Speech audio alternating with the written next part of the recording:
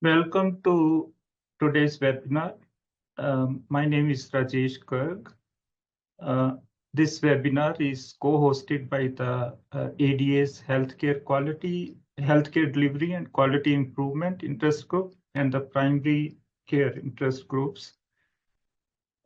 Just a little bit about myself. I'm currently a professor of medicine at the UCLA's School of Medicine in Los Angeles.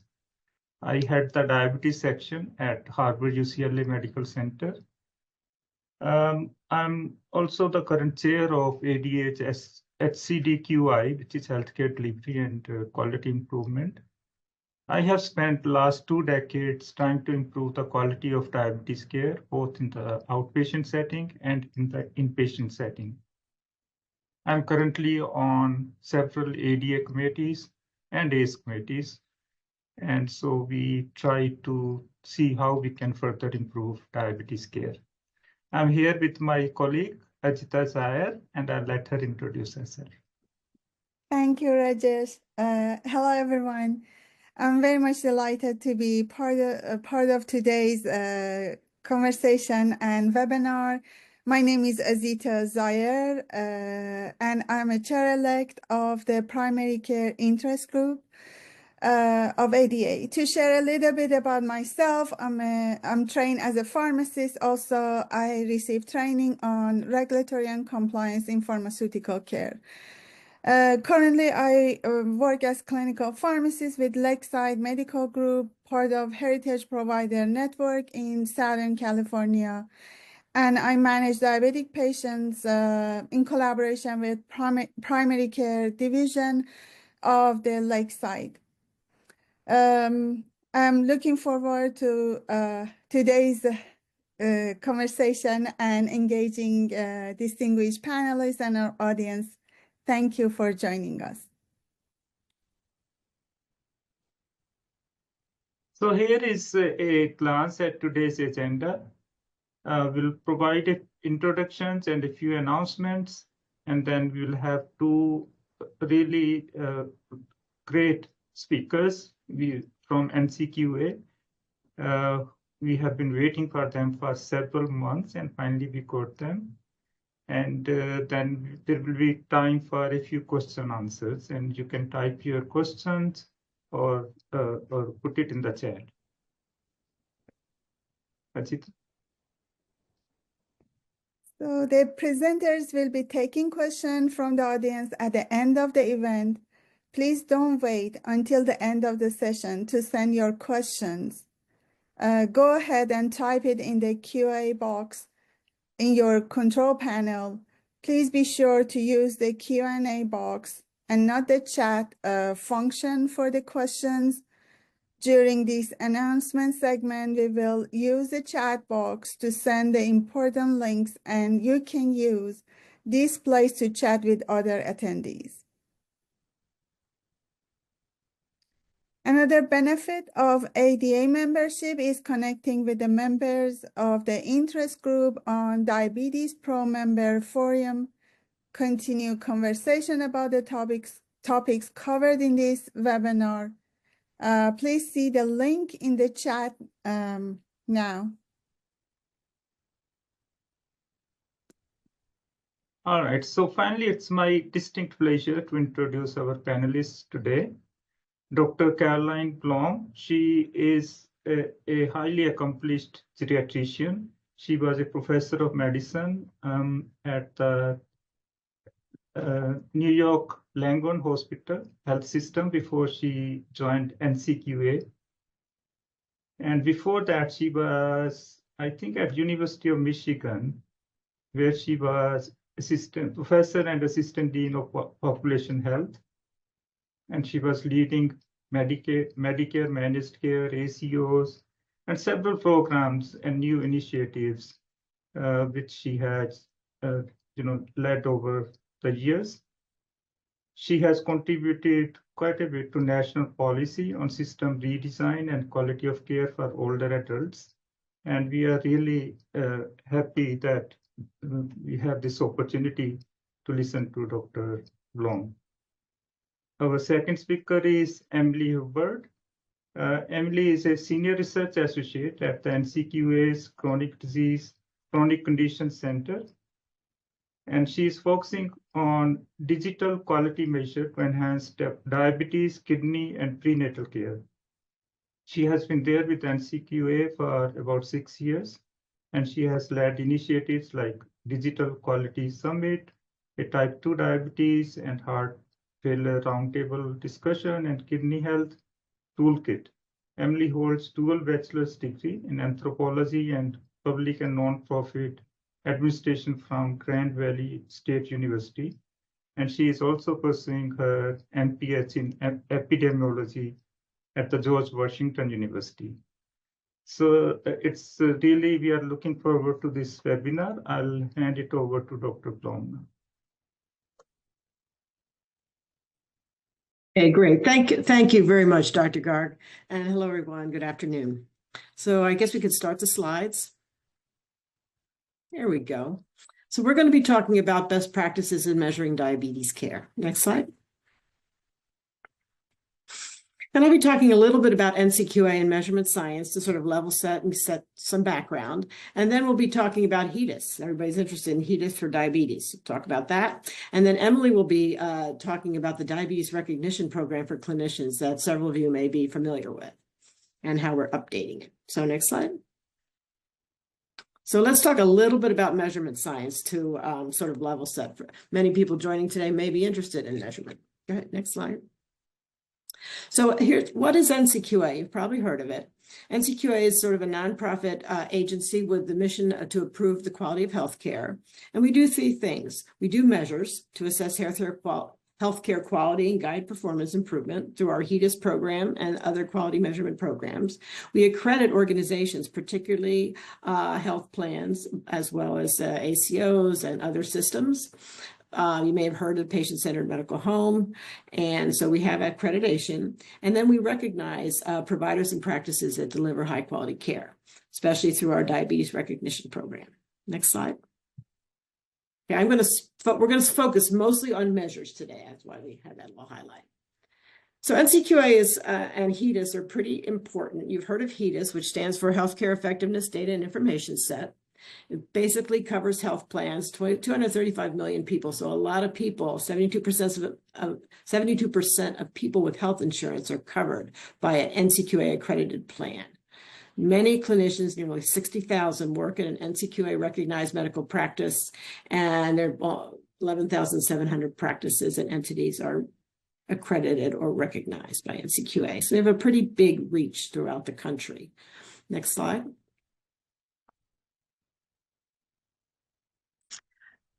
So now I want to talk a little bit about measurement science. And I think everybody here probably knows about this, but just so you know, how do we get to measures? How do we get to HEDIS measures? How do we get to the measures in the DRP program? Well, first you have to have evidence. And our researchers, our clinicians, learning health systems, other entities, NIH, CDC develop the evidence.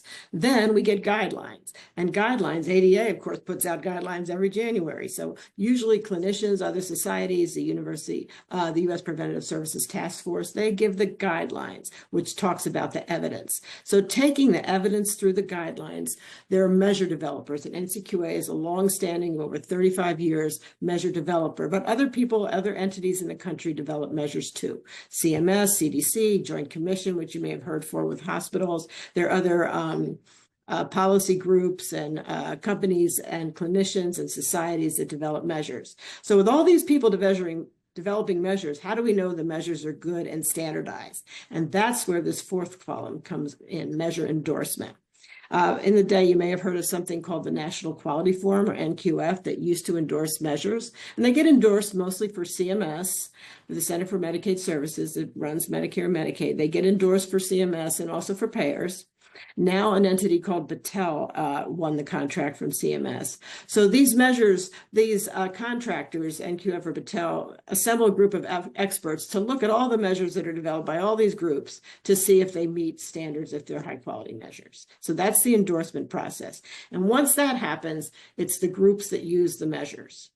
And that's For example, NCQA, we use it in our health plan accreditation, and we use them in our products and our recognition products. CMS uses the measures. Some of you may have heard of STARS, or you may have heard of Medicaid core sets. CMS uses the measures. The CDC will use the measures. The Leapfrog Group, the Joint Commission, states will use the measures. So you get measures, but then they have to get used in programs. Okay, next slide. Another important thing that we'll talk about a little bit today is level of accountability. For example, to start at the bottom, you may know about the MIPS program, the QPP program. This is an ECQM program. That's where clinicians and practices are held accountable for the quality of care. But above that is plans, and that's where NCQA mostly operates, although we do some measures at the clinician level of accountability, which Emily will be talking about. But much of HEDIS is for plans or large health systems. And then sometimes payers like states, like CMS or the federal government might hold states accountable. So there are several levels of accountability. Whenever you talk about a measure, you always say, where is the accountable entity? Who's accountable for this measure? Next slide. Another thing that many people may have heard of is what type of measure? What's the quality framework? We talk about structure, process, and outcome. Structures are what needs to be in place for high quality care. For example, in a practice, you need to have qualifications, you have to have operational methodology, you have to have a QI infrastructure. If you don't have the structure in place, you can't do quality care. So that's a structure. Usually we use standards to identify high quality structures. Sometimes we use measures. But most of the measures that people are familiar with and that people listening are familiar with are process measures. And process measures often come from claims. You know, for example, I'm a geriatrician, functional assessment. Is someone able to feed themselves? Is someone able to walk? That's a functional assessment. That's a process. We just assess it. Or chronic disease management. Did someone go to the eye doctor? Someone with diabetes go to the eye doctor. That's a process. Are we monitoring medications? Are we using safe medicines? Advanced care planning. Are people having an advanced care plan? Care coordination. Are doctors talking to each other? Measures about this are process measures. Now, the whole world loves outcome measures, but outcome measures are hard to do. If you imagine for diabetes, for example, the outcome you want, for example, is good treatment of diabetes leads to fewer strokes, but there's so many things on the way to fewer strokes in so many years, it's really very hard to come up with an outcome measure related to a process measure. We have to go back to the evidence and studies that have shown a link between process and outcome. Usually in the real world, outcome measures are utilization and cost, like you may be very familiar with. Utilization of emergency room for people with diabetes, utilization of hospital, readmissions for older adults. These are often the so-called outcome measures. Another type of outcome measures are person experience, the patient experience. And you may have heard of the CAPS measures, for example, where a person is asked, did the doctor listen to them? Did they get the right medicines, etc. Sometimes we also do quality of life.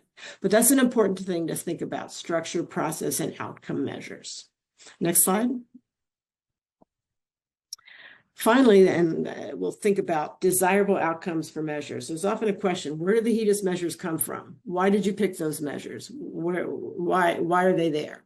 So then we have to have measures have desirable attributes. We say, well, what's a good measure? Well, it has to be relevant, right? It has to be meaningful. It has to enhance health.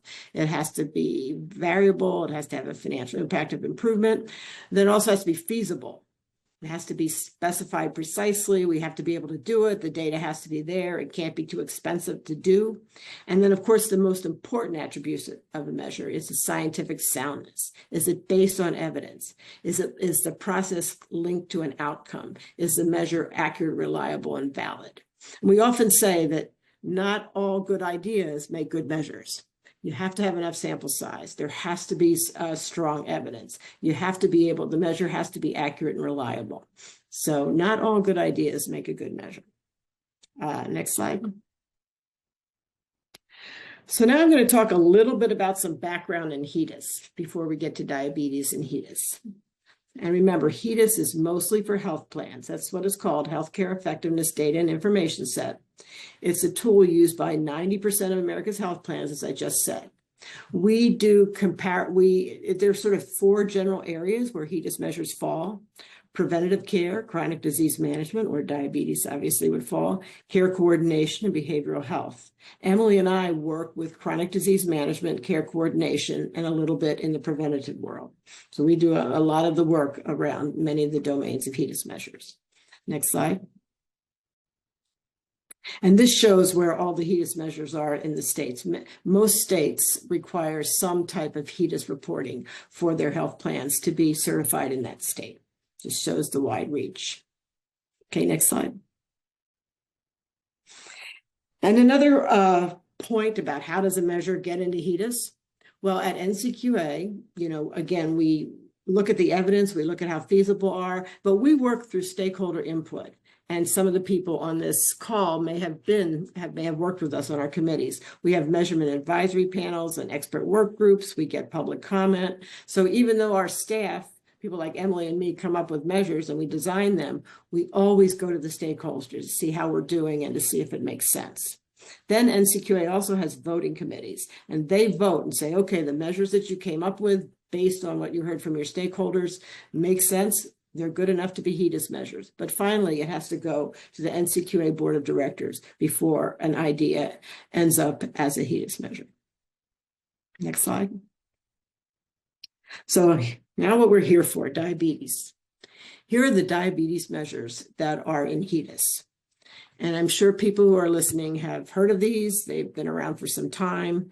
And this just sort of shows, and you can see the little characters on the side of them where they can be in the Diabetes Recognition Program that we're going to talk about later. They can be in ECQMs, which is in a MIPS measure. So you can see first, glycemic status assessment has to be under 8 or over 9. We don't want it over 9. We do want it under 8. And this is measured by A1C or a glucose management index. Then blood pressure control, of course. You can see age 18 to 75, less than 140 over 90. Eye exam, retinal exam for diabetes retinopathy. Kidney health evaluation, where we look at kidney function through albumin-creatinine ratio. Statin therapy, statins dispensed and the person adhered to. And there's a new one that you may not have heard of yet. And it's only for Medicare patients. It's emergency department visits for hypoglycemia in older adults. Obviously, in that one, lower is better. We want fewer people to have hypoglycemia ED visits. We're now working on a measure about amputation prevention, which is related to the foot exam measure, but takes into account the higher risk population. So I'll let you take a look at these. And while you're taking a look at them, think about where the data comes from. The glycemic status assessment, blood pressure control, really that comes from the chart, right? We don't have claims for what the blood pressure is. Well, we sort of do, but it's not very helpful. So you really want to look in the chart. What is the blood pressure? What is the A1C or GMI? The other measures, however, eye exam, kidney statin, and even emergency, you can imagine that those are claims-based. You get a bill for the eye exam. You get a bill for the creatinine albumin. So we have claims-based, but we also have clinical measures. And also the foot exam coming up, that also is clinical. You have to look in the chart to see if the doc or the clinician looked at the feet. Okay, so these are the HEDIS measures that are related to diabetes. Next slide. And this is sort of what I was talking. This talks about how we identify what patients have diabetes, because remember, this is a plan level measure. So we're looking at a health plan like Blue Cross of Michigan or something. We're looking who in that health plan has diabetes, and this is how we figure it out. Through claims or encounter data, they have to have at least 2 diagnoses of different dates of service, or we can use a pharmacy criteria that they're dispensed at least 1 diabetes medication and they have 1 diagnosis.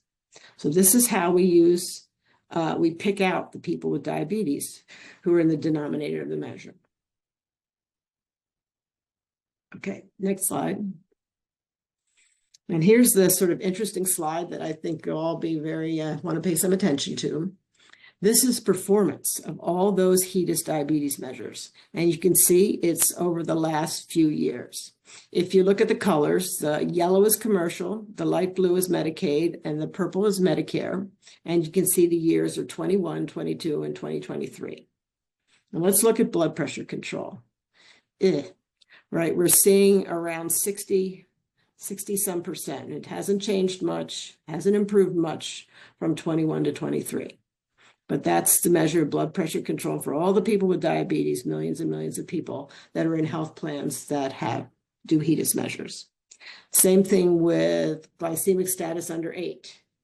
It's interesting how Medicaid's a little worse, Medicare is a little better, oddly. Glycemic status greater than 9, obviously lower is better there. You want a lower number. And again, Medicare is lower. You can see the performance. And I'll just let you take a look at it. Statin therapy, kidney health, eye exams. The statin therapy people are probably doing the best. But it's a bit disappointing that with glycemic status under 8 and blood pressure control, we're still hovering around between 50 and 60% around the country for diabetes management. And these are people with health insurance, these are working people, well, and Medicaid and Medicare.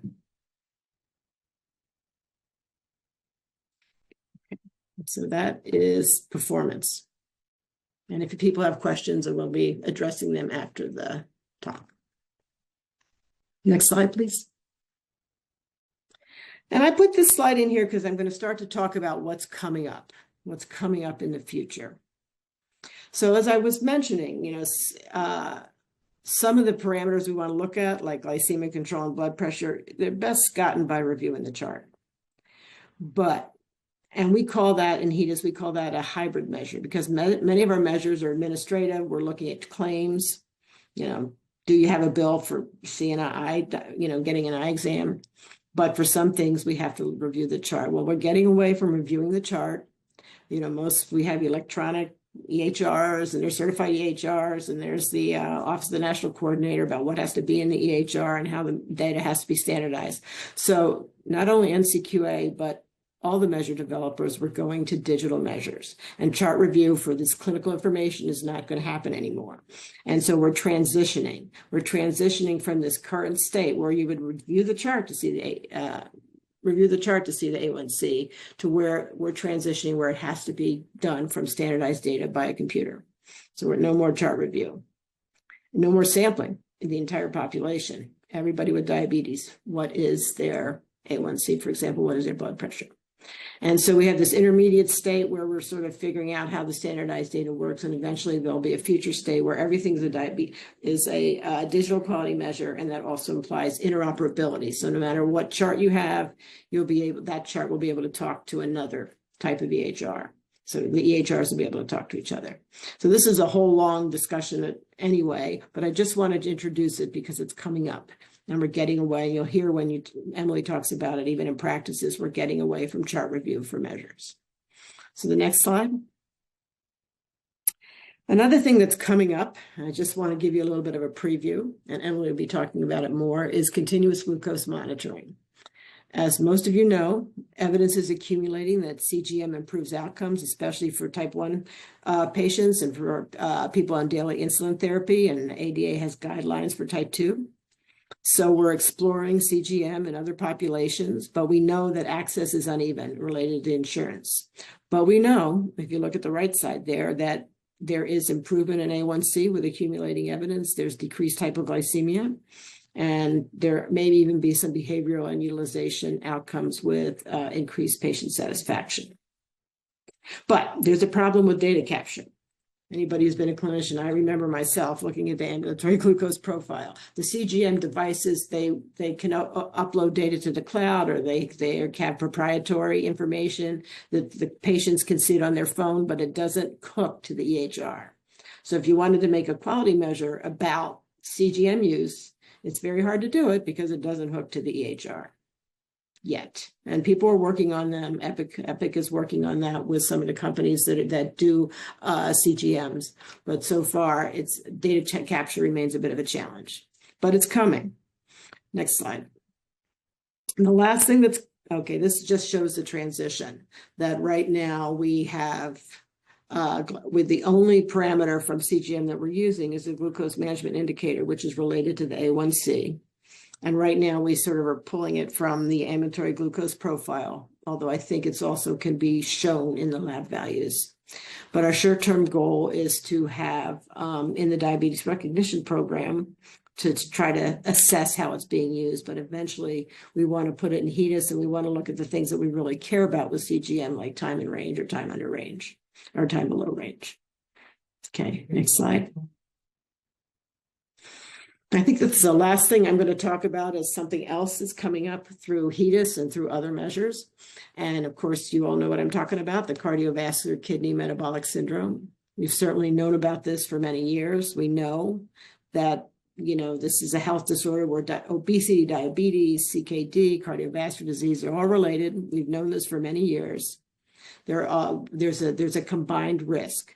People have a risk for one, they tend to have a risk for another, and these things sort of pile up and they become expensive and they increase morbidity, and they can certainly have much more impact in certain disadvantaged population or when combined with other social determinants of health problems. So we're interested in developing a quality framework where we can somehow think about this combined risk instead of an individual measure for each thing, like a measure for obesity, a measure for CKD, a measure for cardiovascular, a measure for diabetes. How can we think of a combined risk within a quality framework? So NCQA is going to be doing a convening with multiple experts and try to think about, is there a better way to assess and lead to better quality for all the people in the United States that have this combined risk? So I think I'm going to stop here, and I'm going to turn it over to Emily, who's going to talk about our recognition program for clinicians. Thanks, Caroline. Yeah, so just to emphasize that the measures that Caroline walked through already were for our HEDIS product, which is used by health plans. And so I'm going to shift us into talking about a product that is used at the clinician level, so that that separate level of accountability. So our Diabetes Recognition Program was launched in 1997 to recognize clinicians delivering high-quality diabetes care. The purpose of this program is to strengthen clinical accountability structures to help improve outcomes for adults with diabetes. So this is a long-standing program of NCQAs, but we are currently working on a refresh of this program, in which our goals are to update and digitize the program measures, update scoring, modernize its infrastructure, and automate its processes. So I'll walk us through a little bit of what those updates look like. I want to acknowledge that the refresh of the Diabetes Recognition Program is supported by the Leona M. and Harry B. Helmsley Charitable Trust and Precision AQ.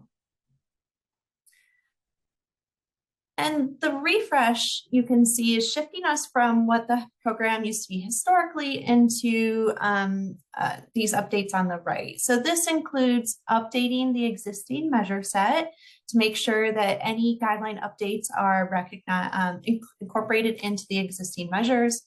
We're also working on developing and including new measures, which we'll get to. We are moving the measures from paper-based to digital with a transition period as providers work towards that digital capability. We're moving recognition from every 3 years to an annual submission, recognizing single measurement periods. We're also moving the program to our program called QPass. You may be familiar with this if you've done other programs at NCQA. This is just the program that we use across our other recognition and accreditation programs, so standardizing that platform. We are enabling digital submissions providers who, again, are on that pathway, but recognizing that not everyone is quite there. So we are still enabling manual submission, manual collection, but starting to shift the program towards that digital perspective. And we're also moving from a convenience sample to a population base or random sample. So the Diabetes Recognition Program is unique from our other recognition programs and accreditation programs in that it's measures-based. So we're strictly using a set of measures to assess recognition. So you can see the existing measure set on the left. A lot of this is going to overlap with what you saw in HEDIS. So glycemic status assessment, blood pressure control, eye exam, foot exam, kidney health evaluation, and smoking and tobacco use screening and follow-up. And on the right are 3 new measures we are currently working on developing for proposed inclusion in the program. So that includes statin therapy prescription, depression screening and follow-up, as well as continuous glucose monitoring utilization. So for CGM utilization, this isn't something that we're going to hold providers or clinicians accountable for on how well they perform on it. This is a measure that's a bit different in that it's more of gathering information and understanding when and how CGM is being utilized. So we're looking at 2 groups. The first is type 1 diabetes, and the second is type 2 diabetes who meet the ADA guidelines for CGM use. So again, just trying to understand CGM use before we shift into something like an accountability measure. I mentioned that a lot of these overlap with what we showed is included in HEDIS. So many of these measures are derivatives of the HEDIS health plan measures. And they're aligned as much as possible to reduce reporting burden across those different levels of accountability. But there are some minor nuances just given the data that's available at the clinician level versus the plan level. So for example, in HEDIS, our statin measure assesses whether statins were dispensed and whether there was adherence because health plans have access to that prescription fill information. However, in this clinician level diabetes recognition program, our proposed statin measure will assess whether statins were prescribed because that's more in line with the data accessible to clinicians. We are, let's see, and then I also wanted to note that there are 2 measures here that are in the recognition program that are not yet in HEDIS, and that includes the foot examination and the CGM utilization measure. So while we're implementing these at the provider level, NCQA is interested in exploring these for potential use at the health plan level in the future. So sort of what we're thinking about coming down the line. And just like Caroline explained for our HEDIS diabetes definition, this is our recognition program, clinician level diabetes definition. It's a bit different. And so if you're familiar with ECQM measures, you may notice that it aligns actually with how we define diabetes at the ECQM level. So this is looking for patients 18 to 75 who had a qualifying visit during the measurement period and had a diagnosis of diabetes in the first half of the measurement period. So this is essentially in the program looking to see that they are adults with diabetes with contact with the practice during the calendar year that we're measuring. And this is used in all measures in the recognition program, old and new. And then speaking of new measures, the 3 that I mentioned were recently tested with practice sites, and we wanted to share some key takeaways from that. So we tested the 3 new measures with 12 sites that had variation by region, practice type, size, and type of electronic data source. We gathered both quantitative and qualitative information to inform the use of these in the diabetes recognition program. And from that, we found that both statin therapy prescription and depression screening and follow-up showed high performance with opportunity for improvement. And the CGM utilization measure showed moderate utilization with substantial variation across those diabetes groups and providers. And then all 3 of these measures showed moderate to high sensitivity, specificity, and feasibility when we tested. We also received feedback from sites around overall challenges. This was our focus in qualitative testing. So the primary challenge that came out of this and was identified was barriers to querying data from EHRs. So this included compatibility issues, documentation processes, and report limitations. But this didn't necessarily come as a surprise. We recognize that practices experience the same challenges with implementing digital measures and digital processes that we see for entities across the industry. And also just want to acknowledge that these challenges are specific to relying solely on electronic extraction, which was something we did test when working with the sites, but the diabetes recognition program is still in this transition. So it's not restricted to electronic extraction.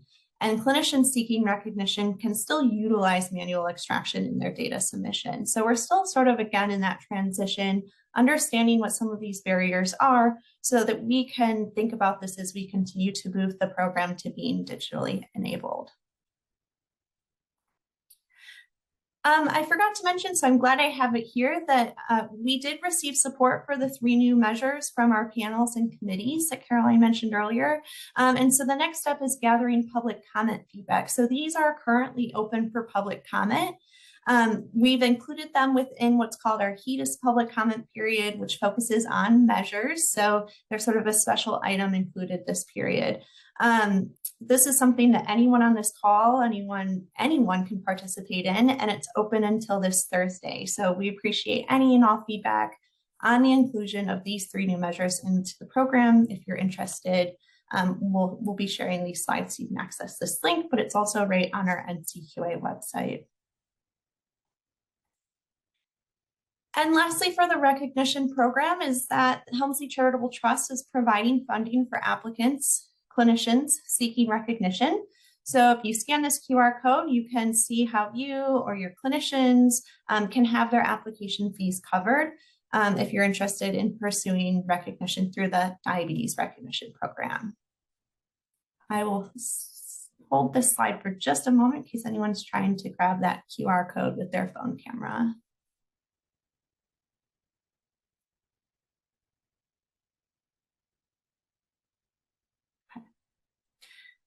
So that is it for my section. I just want to know, I'm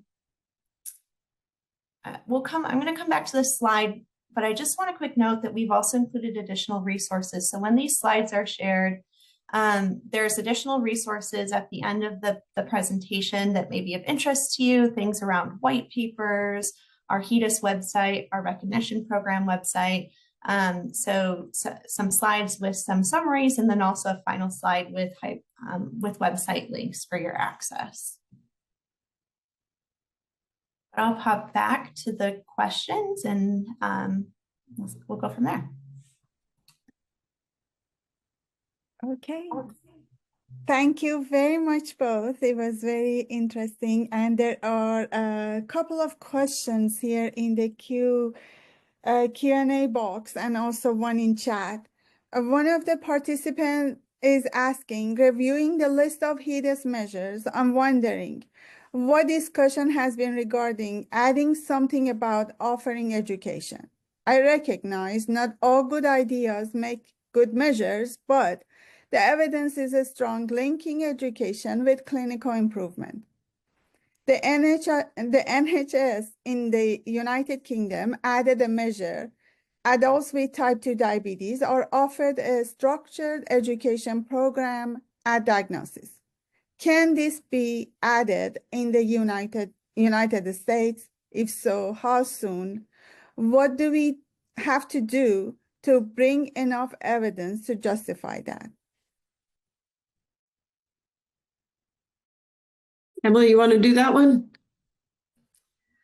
Sure. So I will say that, and Caroline can jump in if I miss anything, but with the Diabetes Recognition Program, so not HEDIS, which you mentioned in your question, but the Diabetes Recognition Program is an interesting use case for this because our recognition programs and accreditation programs often include standards. And standards are something that we've thought about potentially incorporating into the recognition program, and education is a fantastic thing that could be addressed through standards. So standards look at things like processes, procedures, what do you have in place? And so whether you are offering and have an education program in place is something that would fit well within that standard structure. But again, something that we're not developing at this time, but have considered for inclusion. In terms of HEDIS measures, I know that we've looked at education resources for other populations like chronic kidney disease.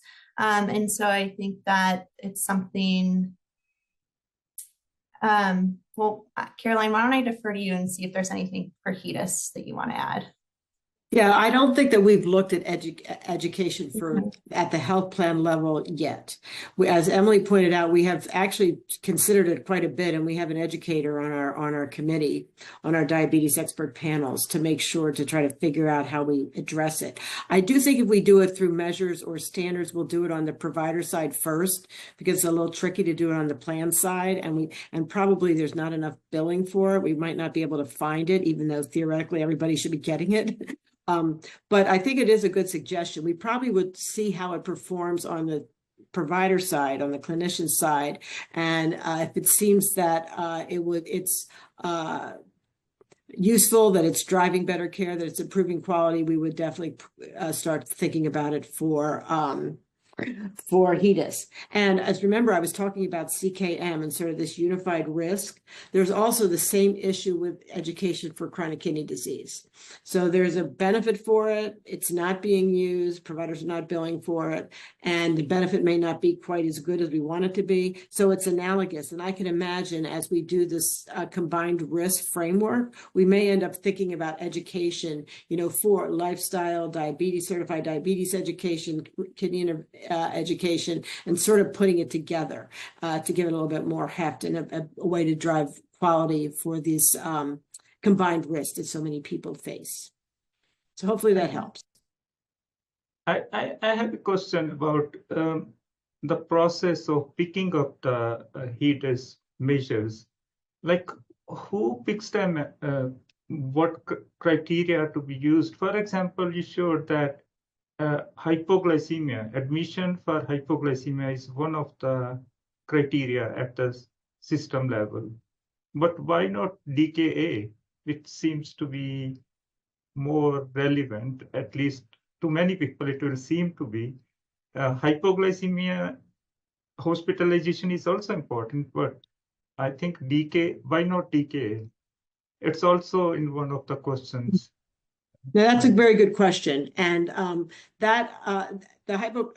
part of that actually is sample size, because as you know, as everyone knows, the number of people that have type 1 diabetes or insulin requiring diabetes where they would go into ketoacidosis is small. So we could certainly pick that up, I think, on the provider side if we were working with practices and endocrinology practices that have a lot of type 1 diabetes people, or people that absolutely require insulin, whether it's type 1 or other genetic problems or whatever. So, but at the plan level, I think we might end up having sample size problems, because it's very hard to find type 1 people with diabetes, because, in a big population of the United States, luckily for the world, there are, type 2 sort of dwarfs type 1.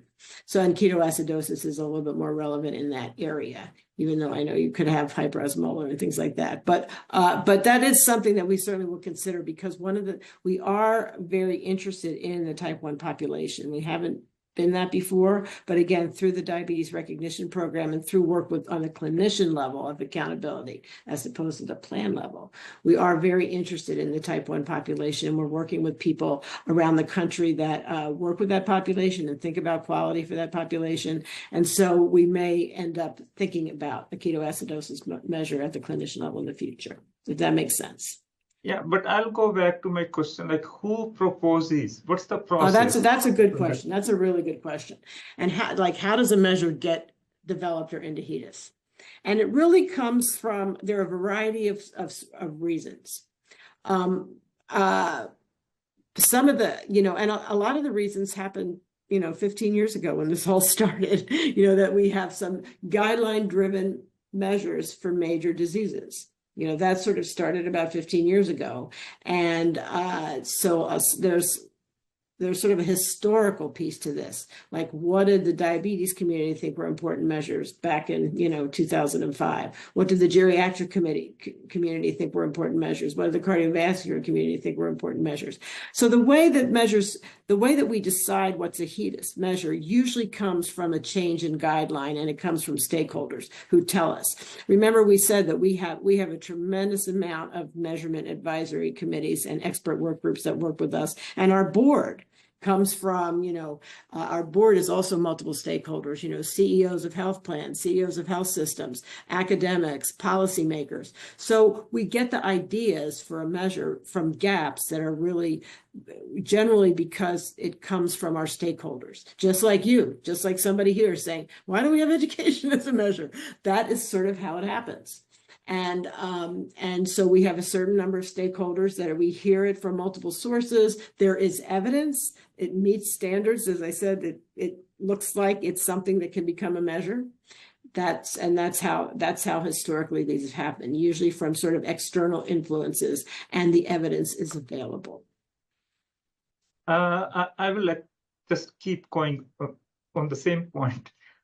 Is there a process to update those measures periodically? Yes. Because as in diabetes, things change so fast. Every year we are updating the standards of care. And is there a collaboration with ADA on that? Yes, and yes. And most of our HEDIS measures are updated every 3 to 5 years because guidelines change. And we do, for the measures that relate to the quality of care or care effectiveness for major diseases, like the ADA, we look at the ADA guidelines every year. We have ADA members on our committees. So yes, and we routinely evaluate measures about every 3 to 5 years. And some measures we throw out, because some measures, we call it retired. Some measures get retired. Sometimes they top out. Some, that people learn how to do it, and we're not going to see any more quality. Sometimes the evidence changes, the guidelines change. They're sort of just old-fashioned measures that don't really move the quality needle anymore. So we retire measures also. Thank you. Ajita, you want to read questions from the chat? Definitely. I go back to the Q&A box and then I address the chat box questions. The question disappeared, unfortunately, from the Q&A. It looks like I can see it in the answered section. I'm happy That to. was answered already. I see. Okay, I Welcome. go back to the answered. I go back to the question. The attendee is asking, as you likely know, ADA has its own recognition program for diabetes education programs that meet national quality education standards. This could cause some confusion. I'm thinking that maybe NCQA recognized diabetes program should show they know how to find ADA recognized education program, and they are asking for your thought. So yeah, that's a great point. And we realized that as well. And we actually have representatives from these other education programs on our expert panel. And we've had discussions around this. So if we were to consider something like a standard for education, for diabetes education, we've talked about, acknowledging that we don't want to duplicate programs that are already in existence. We would want to make sure that anything we put into our program worked hand in hand with those existing programs in some way. So we do have those representatives working with us to make sure that we're thinking about how we can fit within the larger landscape of diabetes education programs. Thank you. In the chat box, we have a question. They are asking, is there a threshold for percentage of patients meeting the A1C and blood pressure measures? For clinician recognition. Yeah, so HEDIS is more about benchmarking, right? And so we don't have thresholds, but we'll have thresholds in the recognition program. I'm actually going to show this is the first slide in our additional resources. It may be a lot to take in right now, but this walks you through the current scoring process for the recognition program. So there's each measure has a set performance threshold. And then if as a clinician, if your patient population meets that threshold, then you receive the differential points for each measure. And as we think about incorporating 3 new measures, these will likely update, especially the point structure, because we need to fit 3 more measures in. So this is currently what's in use in the program. And so it was for the A1C. So each A1C measure has its own threshold. So for example, glycemic status assessment less than 8%. in order to receive those 15 allotted points, 65% of your patients would need to have their glycemic status, either A1C or GMI, below 8%. And so then we would look at that for each measure. And that's how, once we add up the points, we would allot recognition to those clinicians that achieve it. Thank you very much. Again, there is a question about education. If education was a standard, every provider would discuss and offer. If driven by measures, I think you would see the benefit and ROI. And the same participant is asking, also with increasing usage of SGLT2s, you have more of DKA now.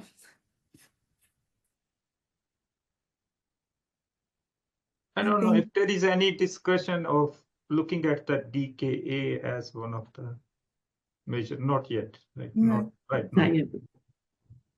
Okay.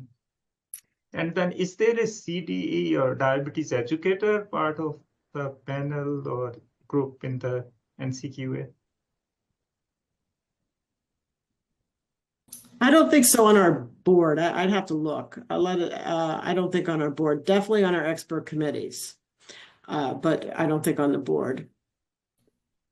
So the other thought I have, because HEDIS criteria and these NCQA have been there for, I have in my whole life career. But has anyone looked at those who the healthcare systems who achieve those goals? Do they have better outcomes? Or I haven't really seen any papers on that, any publications, whether achieving HEDIS or fulfilling criteria for recognition or better outcomes leads to better outcomes, cardiovascular or diabetes complications. Do you know if there is any evidence of that?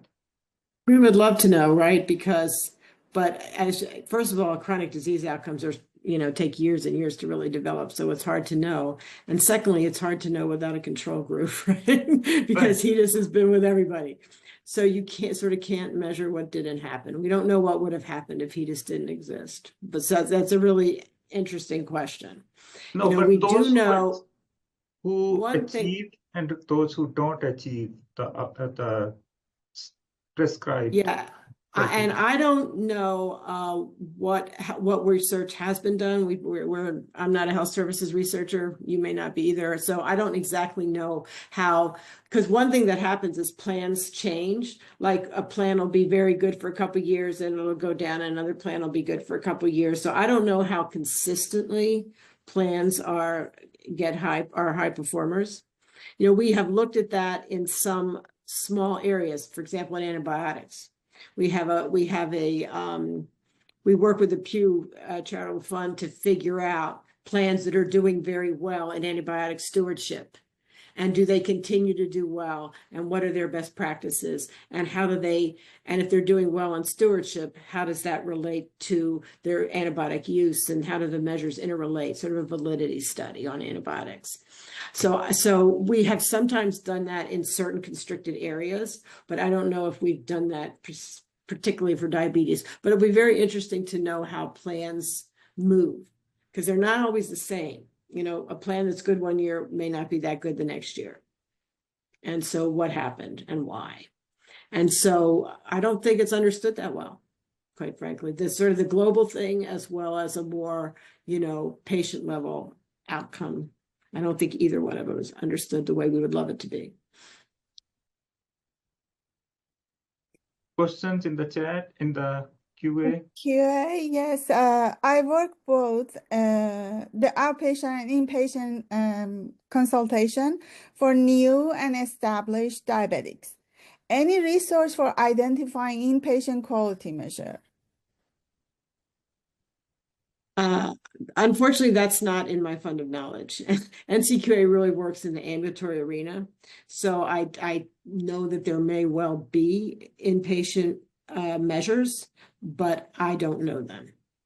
So sorry about I that. I can't answer that. Just to jump in on the ADA side. So the ADA along with Leapfrog have created those inpatient quality metrics, and ADA and Leapfrog together collaborating and have been recognizing hospitals for inpatient quality measures.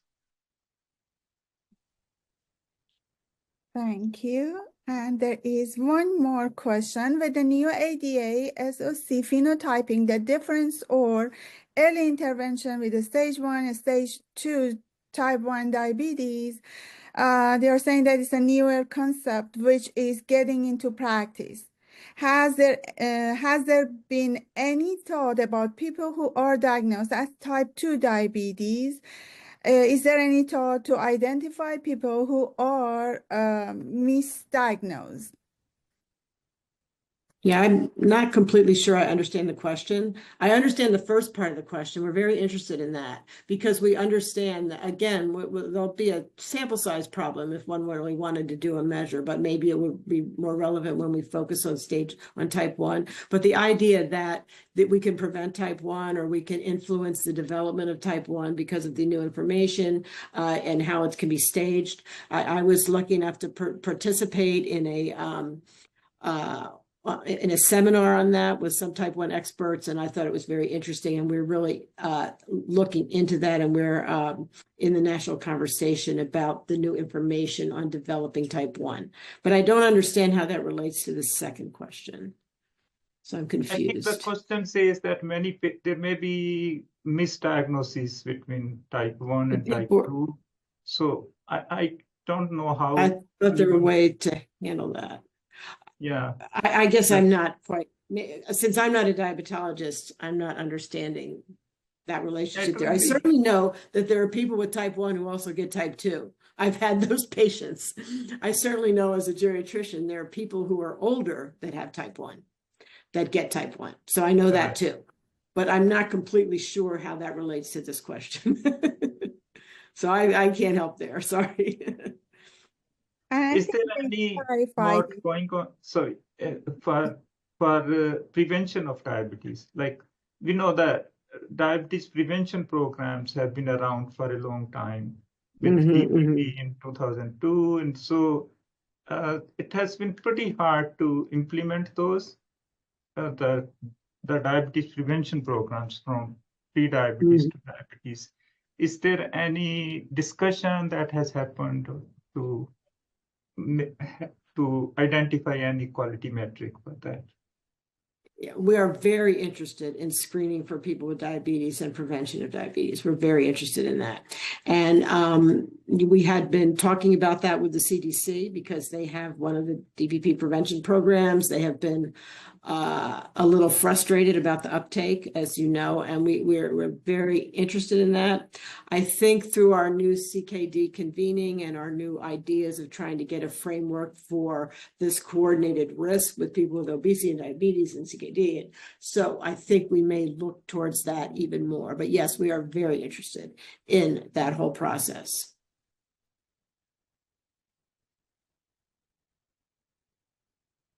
Ajita? Sure, and I just wanted to say that I think they clarified the question. They are talking about misdiagnosing as type 2 diabetes and later find out type 1.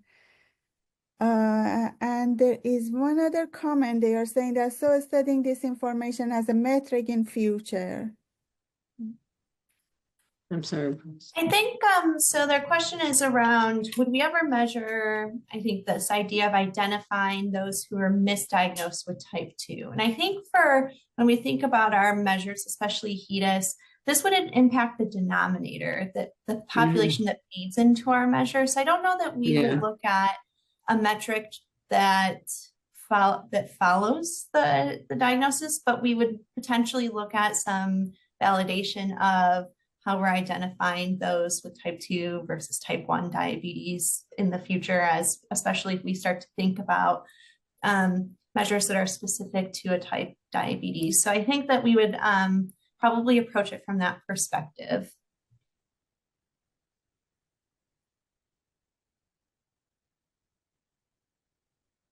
All right, we have 1 minute left. Anyone else?